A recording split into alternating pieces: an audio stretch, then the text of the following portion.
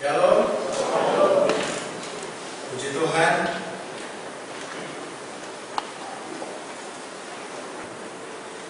Baik, Roma pasal 11 ayat 1 sampai 10 akan menjadi renungan kita pada hari ini. Kita melanjutkan Roma pasal 11 ayat 1 sampai 10. Saya membaca ayat yang ganjil, Bapak Ibu dan Saudara baca ayat yang genap. Sisa Israel. Maka aku bertanya, adakah Allah mungkin telah menolak umatnya? Sekali-kali tidak, karena aku sendiri pun orang Israel, dari keturunan Abraham, dari suku Benyamin.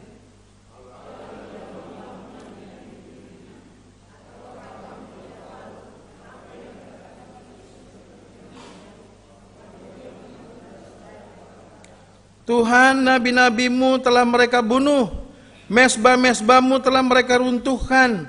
Hanya aku seorang dirilah yang masih hidup, dan mereka ingin mencabut nyawaku.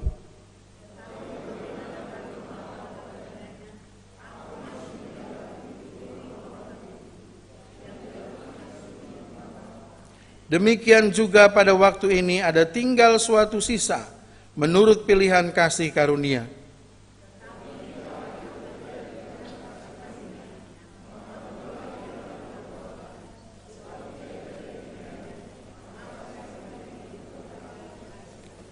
Jadi bagaimana? Israel tidak memperoleh apa yang dikejarnya, tetapi orang-orang yang terpilih telah memperolehnya, dan orang-orang yang lain telah tegar hatinya.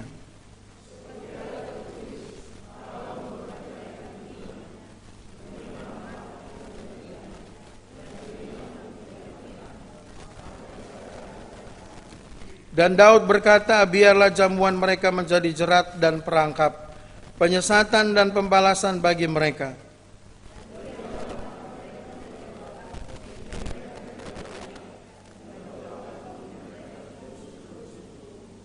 Ya, sampai sedemikian jauh firman Tuhan yang kita renungkan. Kita berbicara tentang kasih karunia Allah kepada umatnya. Kalau kita berbicara tentang kasih karunia, kata kasih karunia itu dari kata charis, bahasa Yunani. Dan itu sama dengan atau satu keluarga dengan chara. Chara itu artinya sukacita. Dalam bahasa Latin gratia, yang kemudian kita sebut gracia, Allah adalah sumber kasih karunia. Dan kasih karunia ini berbicara tentang kasih Tuhan yang tidak habis-habisnya, yang ditunjukkannya kepada manusia, dan yang puncaknya kita tahu di dalam diri Tuhan Yesus Kristus. Yohanes 3 ayat 16. Karena begitu besar kasih Allah. Ya. Dan itulah sebabnya kalau kita bicara soal Injil, Injil itu disebut kabar baik, kabar gembira, kabar sukacita. Ya. Karena itu adalah kasih karunia. Kehadiran Yesus itu adalah kasih karunia. Pemeliharaan Tuhan adalah kasih karunia. Kita diampuni, itu kasih karunia. Kita memperoleh segala berkatnya, itu kasih karunia. Kita dipeliharanya sampai hari ini, itu adalah kasih karunia. Kita diberikan hidup yang kekal, itu kasih karunia. Kenapa?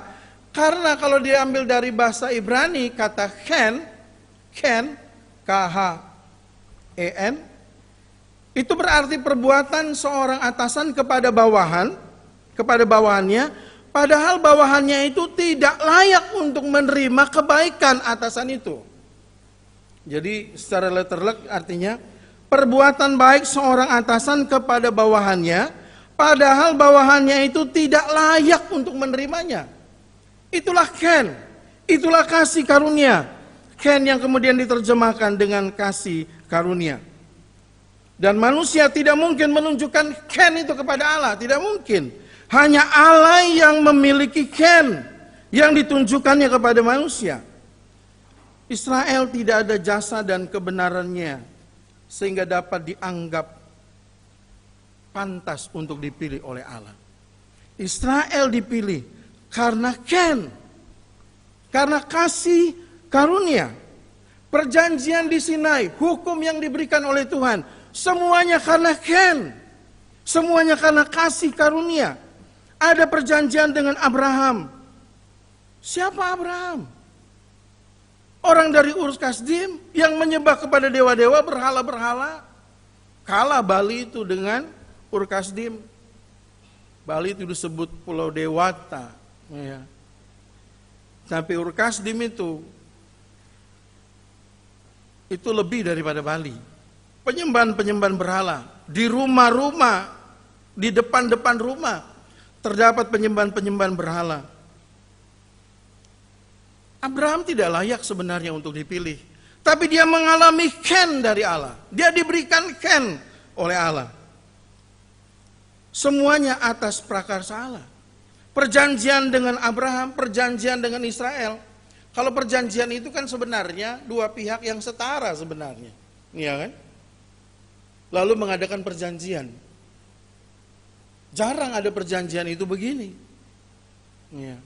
Apa untungnya dari janji itu yang di atas ini? Tapi Allah mau. Kenapa? Karena karena kasih karunia. Semuanya itu atas prakarsa Allah. Kalau kita lihat dalam perjanjian baru, memang Tuhan Yesus jarang sekali menyebut charis, jarang sekali menyebut ken. Tapi kalau kita perhatikan dari perumpamaan-perumpamaan Tuhan Yesus yang diberikan Tuhan Yesus untuk menjelaskan akan kehendak Bapa, ya, dia banyak sekali berbicara tentang ken itu, kasih karunia. Misalnya anak yang hilang, ya kan? Anak yang hilang itu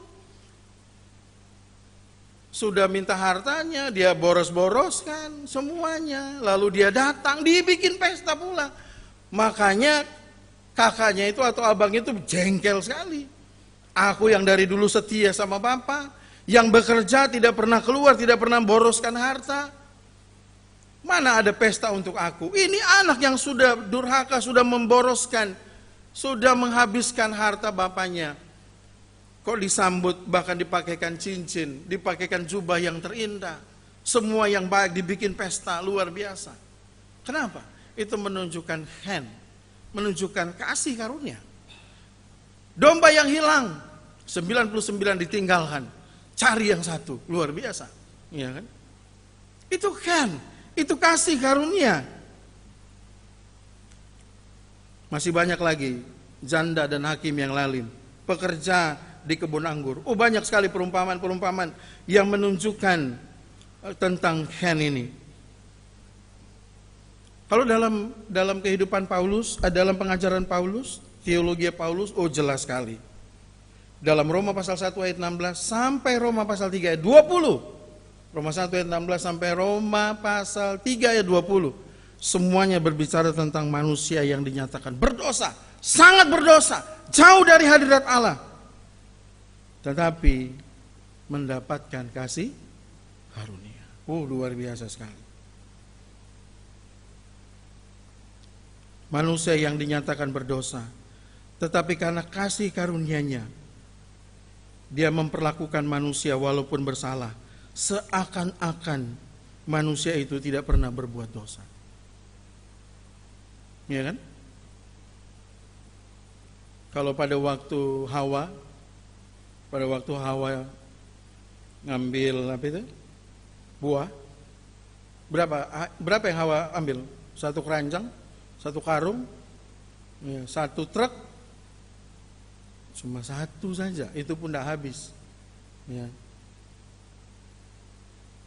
Betapa tegasnya Tuhan. Langsung diusir dari Taman Eden, jauh dari hadirat Tuhan. Ya. Dan yang paling mengerikan, sebenarnya hukuman yang paling mengerikan adalah ketika kita jauh dari hadirat Tuhan. Ya.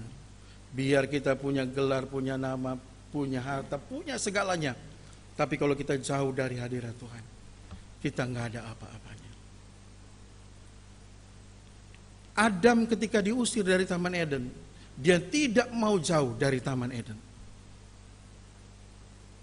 Karena itu Kain begitu terpukul ketika dia harus pergi jauh dari Taman Eden. Dia bilang nanti aku dibunuh, nanti aku begini, nanti aku begini. Itu yang paling mengerikan sebenarnya. Tapi karena kasih karunia Tuhan, Tuhan janji kan dalam Kejadian pasal 3 ayat 15 itu, bahwa dia akan memberikan juru selamat kepada kita. Itu proto Injil. Itu Injil yang dinyatakan sebelum Injil itu dibuktikan dalam diri Yesus. Sudah dinyatakan di dalam Kejadian pasal 3 ayat 15. Kenapa? Karena kasih karunia. Allah kita berlimpah kasih karunia-Nya. Kasihnya terus menerus mengalir dalam hidup kita. Dan dia membuat kita seolah-olah kita ini bukan orang berdosa. Karena kita dijanjikan juru selamat, dijanjikan hidup kekal, dijanjikan kemenangan, dijanjikan pemeliharaan, dijanjikan pembelaan, dijanjikan segala berkat. Wah, luar biasa sekali Tuhan kita. Kembali ke Roma pasal 11 ayat 1 sampai 10 ini, berbicara tentang kasih karunia bagi umatnya. Dan meskipun hampir semua terjemahan Alkitab itu memberi judul perikop ini sisa Israel, sama nih ya, ayat pasal 11 ini, sisa Israel. Judulnya sisa Israel. Dan beberapa terjemahan juga menyebut the remnant of Israel, sisa Israel. Tapi beberapa terjemahan dari suku atau beberapa terjemahan lain itu memberikan judul agak lain dan langsung menunjukkan kepada kasih karunia.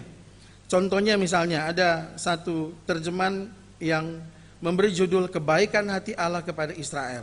Ada juga yang memberi judul Allah tidak menolak umatnya. Ya.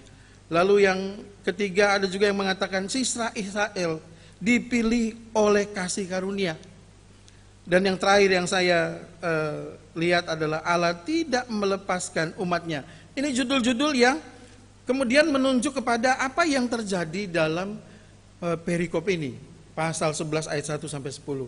Sebenarnya isinya adalah memang berbicara tentang kasih karunia. Kasih karunia Allah yang begitu besar. Kita perlu merenungkan kasih karunia. Amin. Benar ya? Kita perlu ya. Perlu merenungkan kembali. Karena di sekeliling kita masih ada paradigma-paradigma bahwa orang yang berkenan kepada Allah itu adalah orang yang amalnya banyak, pengorbanannya banyak, ya.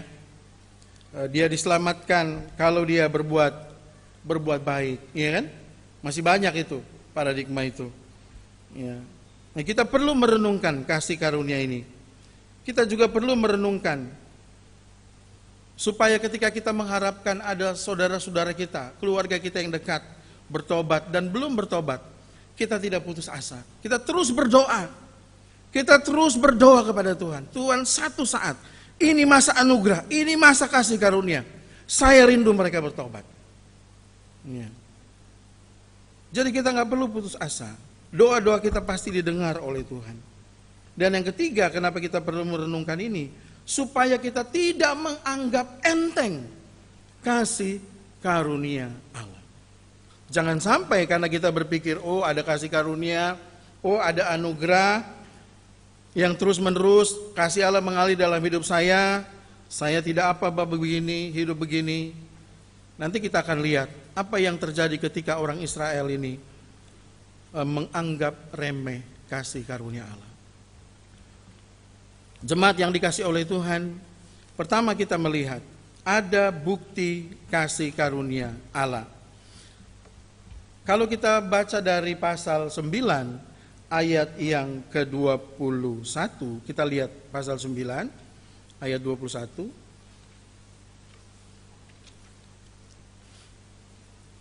Di situ dikatakan, tetapi tentang Israel ia berkata, sepanjang hari aku telah mengulurkan tanganku kepada bangsa yang tidak taat dan yang membantah. Ini maksudnya Israel ya.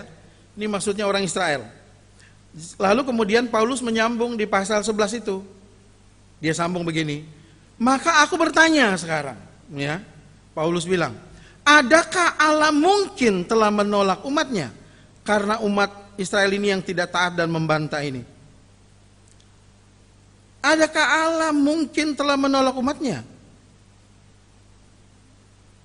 Dan Paulus menjawab, sekali-kali tidak. Ya. Kan kalau Israel itu bukan lagi pilihan Tuhan, berarti janji Allah tidak tergenapi, iya kan? Mereka sebagai bangsa pilihan atas dasar perjanjian Tuhan. Berarti Tuhan bohong kan?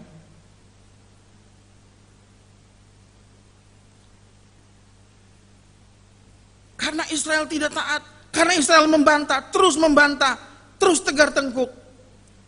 Muncul pertanyaan, adakah Allah mungkin telah menolak umatnya?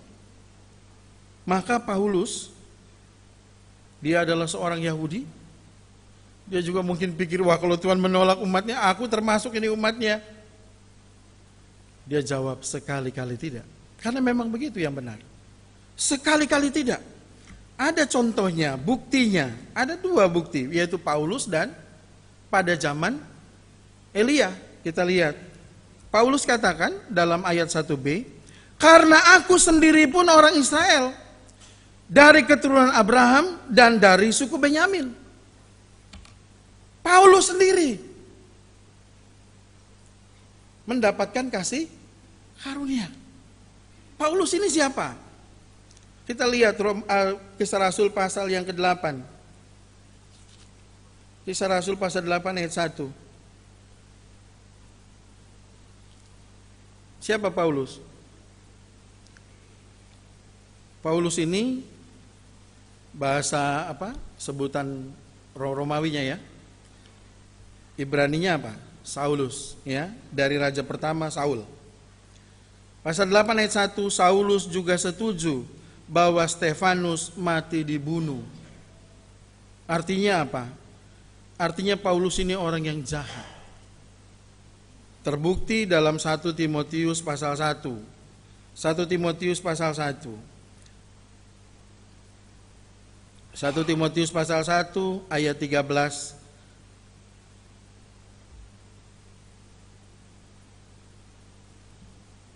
Aku yang tadinya seorang penghujat dan seorang penganiaya dan seorang ganas, tapi aku telah dikasihaninya, karena semuanya itu telah kulakukan tanpa pengetahuan, yaitu di luar iman. Malah kasih karunia Tuhan kita itu telah dikaruniakan dengan limpahnya kepadaku dengan iman dan kasih dalam Kristus Yesus. Ini bukti kasih karunia. Jelas sekali Rasul Paulus, aku dari keturunan Abraham, dari suku Benyamin. Benar-benar dia adalah orang Yahudi. Ya. Yahudi itu kan sebutan kepada orang Israel ketika mereka keluar dari pembuangan Babel. Ya. Mereka pulang ke Yehuda, mereka disebut orang Yahudi. Ya. Paulus bilang, aku nih orang Israel, aku nih orang Yahudi, keturunan Abraham, suku Benyamin. Ya benar. Benar Paulus. Apa bukti kasih karunia? Dia orang jahat. Dia orang yang gak benar dulunya, penghujat, penganiaya jemaat, orang yang bengis. Tapi dia mendapatkan kasih karunia. Oh luar biasa sekali. Buktinya aku, Paulus bilang. Aku ini loh, benar. Jadi ada kasih karunia. Ini masa-masa, ini zaman anugerah ya. Zaman kasih karunia. Makanya ada orang menyebut, teolog menyebut, agama Kristen itu adalah agama anugerah. Agama kasih karunia. Ya. Karena diselamatkan hanya karena kasih karunia, bukan karena perbuatan baik. Tidak ada perbuatan baik kita yang bisa membuat kita diselamatkan oleh Tuhan. Itu karena kasih karunia. Dan Paulus menyadari itu. Dan Paulus tidak menganggap enteng kasih karunia. Dia menanggapi, bagaimana dia menanggapi? Dia percaya kepada Yesus. Dia bukan hanya percaya kepada Yesus, tapi dia buktikan kepercayaannya itu dengan mengikut Yesus, dengan melayani Yesus, bahkan dia mati demi Kristus. Itu yang dia katakan dalam Filipi pasal 1 ayat 21 ya. Bagiku hidup adalah Kristus, mati adalah keuntungan. Ya. Mati adalah keuntungan. Bukti yang kedua, kasih karunia. Ya. Bukti yang kedua dalam ayat yang kedua sampai ayat yang keempat, yaitu pada zaman Elia. Allah tidak menolak umatnya yang dipilihnya. Ini tegas sekali Paulus katakan. Ya. Tapi dia tidak mau menjadikan pengalaman hidupnya itu sebagai dasar teologianya. Ya, itu Paulus. Karena itu dia mengambil contoh dari Perjanjian Lama. Dalam Perjanjian Lama dikatakan, ataukah kamu tidak tahu apa yang dikatakan kitab suci tentang Elia? Waktu ia mengadukan Israel kepada Allah. Ini sudah dalam keadaan depresi, frustasi, stres ini Elia ini. Ya. Karena dia melihat begitu jahatnya orang Israel, ya, begitu beraninya mereka dengan Tuhan. Maka Elia melaporkan dalam ayat 3, Tuhan, nabi-nabimu telah mereka bunuh, mesbah-mesbahmu telah mereka runtuhkan, hanya aku seorang dirilah yang masih hidup, dan mereka ingin mencabut nyawaku. Ini sudah keadaan frustasi, depresi udah luar biasa lah. Tetapi Tuhan berkata, tapi bagaimanakah firman Allah kepadanya? Tuhan bilang, Elia, aku masih meninggalkan 7.000 orang bagiku yang tidak pernah sujud menyembah Baal. Dan 7.000 itu orang yang dipilih berdasarkan apa? Kasih karunia. Itu dipilih berdasarkan kasih karunia. Oh, luar biasa sekali. Ada bukti kasih karunia. Ada bukti. Ada buktinya, amin. Ada bukti kasih karunia. Jangan ragukan kasih karunia Allah. Dan jangan anggap enteng kasih karunia Allah. Ya. Memang penolakan Israel kepada Yesus menimbulkan permasalahan teologis. Kenapa? Karena Israel adalah umat pilihan Allah yang dipersiapkan atau yang dibentuk oleh Allah untuk menjadi berkat bagi segala bangsa. Iya kan? Menjadi berkat untuk segala bangsa, bahkan menjadi berkat untuk segala bangsa karena dari keturunan Israel inilah lahir sang juru selamat. Ini kan jadi permasalahan teologis. Kedudukan Israel itu dalam rencana keselamatan Allah untuk dunia sangat istimewa. Luar biasa sekali. Namun sebagaimana Abraham diperhitungkan benar karena imannya dan bukan karena perbuatan benar yang dilakukan oleh Abraham atau statusnya, demikian jugalah keselamatan semua orang Israel harus didasarkan pada iman, yaitu tanggapan manusia terhadap kasih karunia Allah. Itu namanya iman. Ya. Namanya iman. Nah, tragis sekali karena ketika Yesus datang, Yohanes pasal 1 katakan, ketika Yesus datang, juru selamat itu datang dan melayani orang Israel, menyembuhkan banyak orang, mengadakan banyak mujizat. Justru ditolak mentah-mentah oleh orang Israel. Yohanes pasal 1. Ya. Yohanes pasal 1. Ayat yang ke-10, 11. Makanya ayat 12-nya katakan, tapi siapa yang menerima dia diberinya kuasa untuk menjadi anak-anak Allah. Tapi orang Israel menolak. Maka timbullah pertanyaan Rasul Paulus itu, apakah Israel yang menolak Yesus ini tetap menjadi umat Allah? Ya. Atau karena menolak Yesus sang penggenap janji Mesias ini, mereka bukan lagi umat pilihan? Apakah Allah membuang mereka? Nah, jika itu maka Paulus sangat sedih. Karena itu adalah bangsanya. Karena itu Paulus buktikan, ini loh buktinya aku. Bukti yang kedua siapa?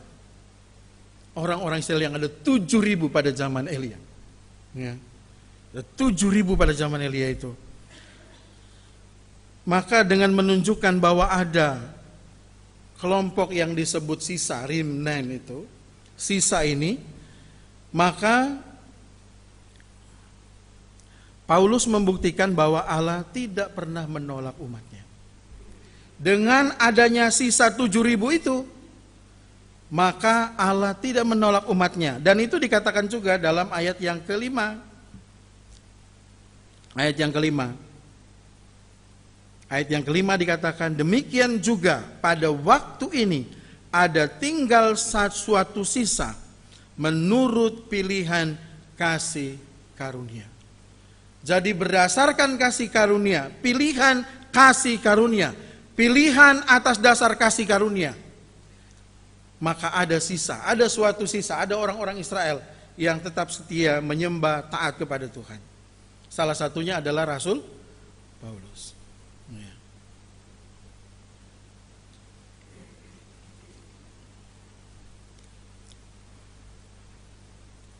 Kasih karunia itu menghasilkan atau menjadikan adanya pilihan Allah itu tetap ada dalam kehidupan orang Israel. Bapak Ibu yang dikasih oleh Tuhan, hal yang kedua yang perlu kita renungkan adalah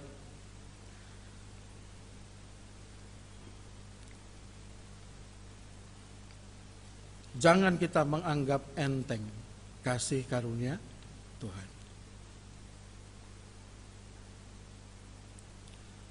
Jangan kita menganggap enteng kasih karunia Tuhan. Saya mau baca dulu ayat yang ke-6. Tetapi jika hal itu terjadi karena kasih karunia, maka bukan lagi karena perbuatan. Sebab jika tidak demikian, maka kasih karunia itu bukan lagi kasih karunia. Ini kita sudah memahaminya bersama. Ya. Bukan oleh karena perbuatan. Kita hidup karena kasih karunia. Ayat 7, jadi bagaimana? Israel tidak memperoleh apa yang dikejarnya, tetapi orang-orang yang terpilih telah memperolehnya, dan orang-orang yang lain telah tegar hatinya. Saudara yang dikasih oleh Tuhan, pilihan karena kasih karunia ini punya dua arti atau punya arti ganda. Ya. Arti yang pertama adalah arti ganda yang pertama itu berarti ada yang dibiarkan oleh Allah itu tetap dalam dosanya, dalam kefasikannya. Ya. Itu yang dikatakan dalam ayat 7. Jadi bagaimana Israel tidak memperoleh apa yang dikejarnya? Ayat yang terakhir, dan orang-orang yang lain telah tegar hatinya. Tegar hatinya. Ini diambil dari kata yang berarti medis. Porosis. Porosis itu belulang yang apa namanya, yang dapat menyambung tulang. Tapi kalau dia tumbuh di tempat lain, maka belulang itu akan membuat daging dan kulit itu tidak punya rasa, tidak punya apa namanya, kebas gitu ya, tidak punya, ya tidak rasa lah, gitu, tidak akan terasa. Dan ini yang diterjemahkan dengan kata tegar hati. Tegar hati. Jadi sebagian ada dibiarkan oleh Tuhan dalam kefasikannya, dan yang dipilihnya itu adalah orang-orang yang kata dipilih, kata ekloge, ya, kata ekloge itu itu keluar, ya, loge itu artinya dicabut atau dipetik atau dikumpulkan. Jadi itu dari dalam dia keluar, kemudian loge itu artinya dipetik. Jadi dia diambil dari orang-orang fasik itu, orang-orang yang melawan Tuhan, orang-orang yang tidak taat kepada Tuhan itu, diambil orang-orang itu, dipilih. Itulah yang kemudian menjadi dikatakan sisa orang Israel. Ya. Jadi ada yang dibiarkan dalam kefasikannya, tapi ada juga yang dicabut dari dalam kumpulan orang berdosa, orang fasik itu, yang kemudian dikuduskan oleh Tuhan. Dan saya dan saudara adalah orang-orang yang mana? Yang kedua ya, yang dicabut, yang ditarik oleh Tuhan, diselamatkan oleh Tuhan dari segala kefasikan hidup kita. Ya, siapa yang pernah menyangka kalau kita ada di sini sekarang ini? Ya, semuanya karena anugerah Tuhan. Apa dulu kita tidak pernah berbuat salah? Dulu tidak pernah berbuat jahat? Tidak ada di sini yang pernah terlibat dengan kuasa kegelapan? Ya. Wah, kita orang berdosa semua. Ya. Yang telah dikumpulkan oleh Tuhan, dicabut, dipilih, dipetik.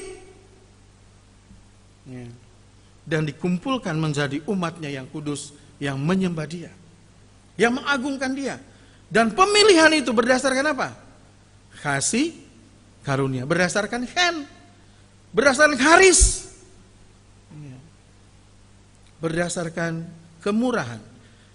Kalau dalam bahasa yang umum berdasarkan rahmat Tuhan. Ya. Rahmat Tuhan. Maka karena itu, jangan ada di antara kita yang menganggap enteng kasih karunia ini. Jangan sampai kita menganggap enteng. Jangan kita menganggap remeh.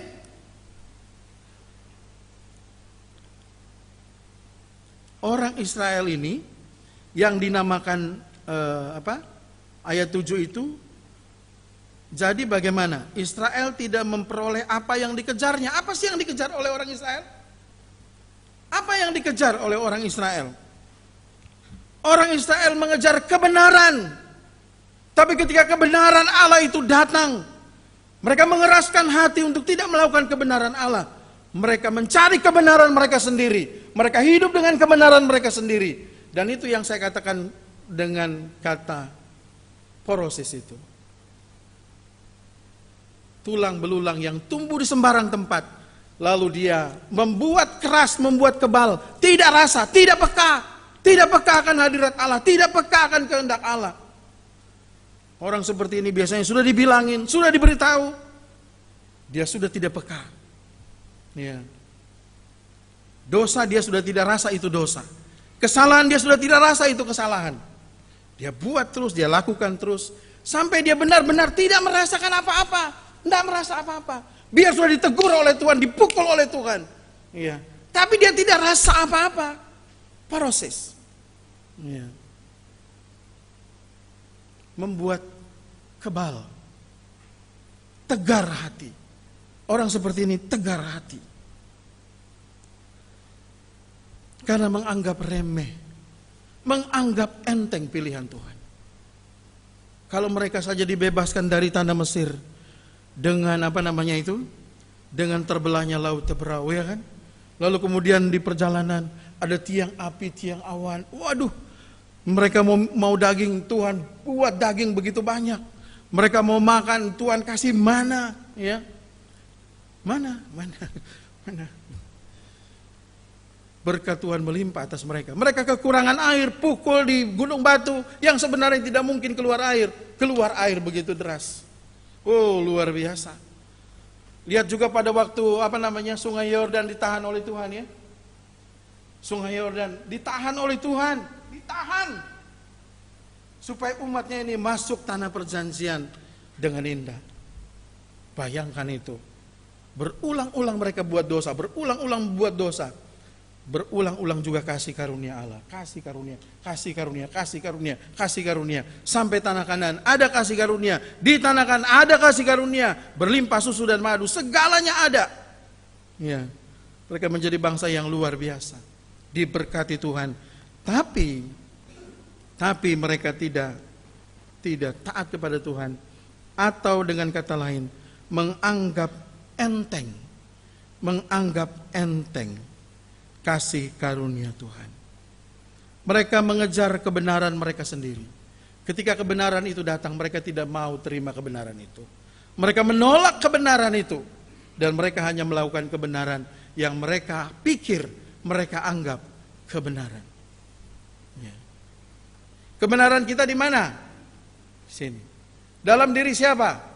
Tuhan Yesus. Ini kebenaran. Ya.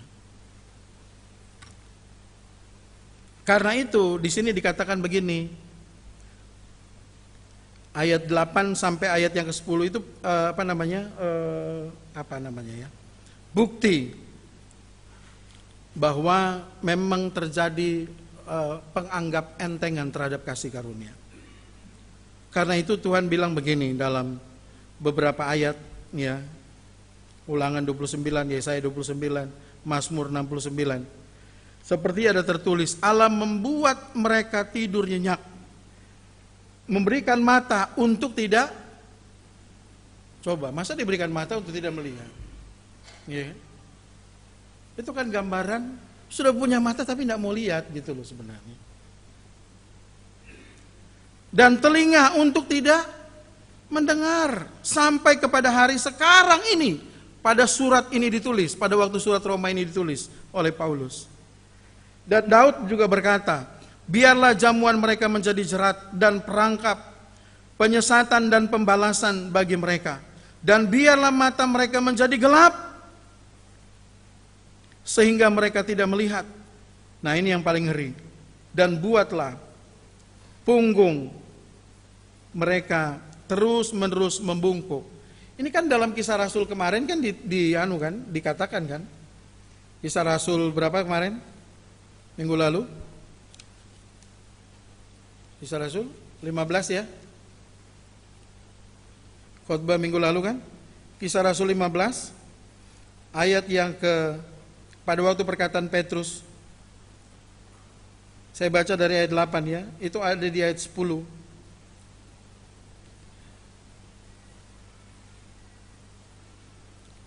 Dan Allah, Kisah Rasul 15 ayat 8 saya baca, dan Allah yang mengenal hati manusia telah menyatakan kehendaknya untuk menerima mereka, sebab ia mengaruniakan Roh Kudus juga kepada mereka sama seperti kepada kita.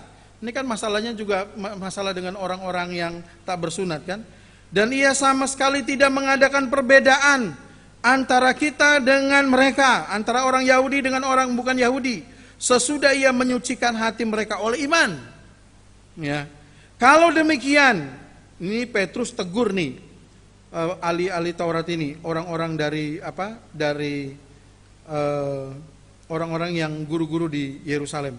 Kalau demikian, mengapa kamu mau mencobai Allah dengan meletakkan pada tengkuk murid-murid itu suatu kuk yang tidak dapat dipikul baik oleh nenek moyang kita maupun oleh kita sendiri. Sebaliknya kita percaya bahwa oleh kasih karunia Tuhan Yesus Kristus kita akan beroleh keselamatan sama seperti mereka juga.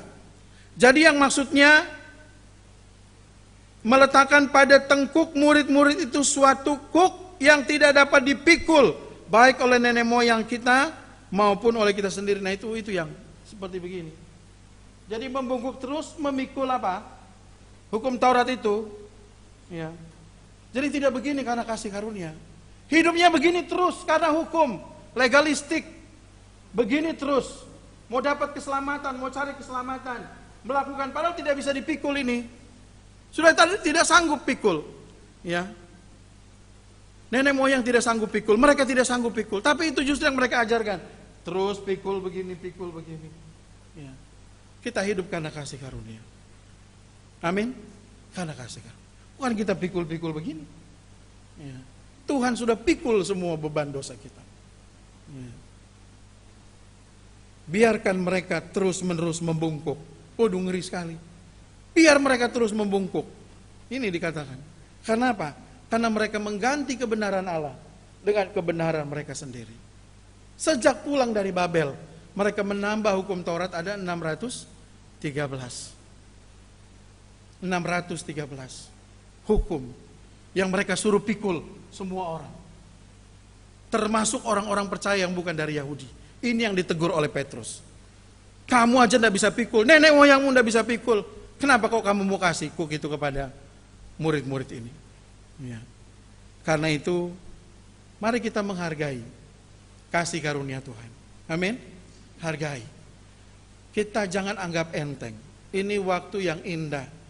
Ini zaman anugerah. Zaman kita datang kepada Tuhan cepat-cepat. Dan kita akan mengalami kasih karunia demi kasih karunia. Ya. Dan kita juga rindu supaya semua orang juga beroleh kasih karunia. Keluarga kita beroleh kasih karunia. Ya.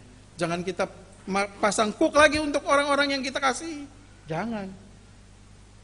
Percaya Yesus, bertobat. Ya. Amin, kita keluarga. Kan gitu kan? Jangan kamu harus disunat, kamu harus begini, kamu harus begitu.